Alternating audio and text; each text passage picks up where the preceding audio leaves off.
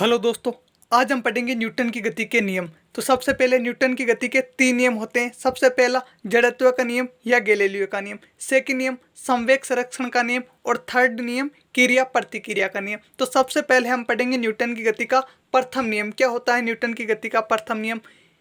यदि कोई वस्तु विराम अवस्था में है तो वह विराम अवस्था में ही होगी, अर्थात यदि कोई वस्तु गतिशील अवस्था में है तो वह गतिशील अवस्था में ही होगी जब तक उस पर कोई बाह्य बल कार्य ना करे। क्या होता है न्यूटन की गति का प्रथम नियम? कि यदि कोई वस्तु स्थिर अवस्था में है तो वह स्थिर अवस्था में होगी, अर्थात यदि कोई वस्तु गति कर रही है तो वह गति ही करेगी जब तक उस पर कोई बाह्य बल कार्य ना करे। एग्जाम्पल, ठहरी हुई मोटर या रेलगाड़ी के अचानक चल पड़ने पर उसमें बैठे यात्री पीछे की ओर झुक जाते हैं। कि एक रुकी हुई मोटर गाड़ी है, अगर वह अचानक चल पड़ती है तो उसमें जो यात्री बैठे हुए होते हैं वो पीछे की ओर झुक जाते हैं। ऐसा क्यों होता है?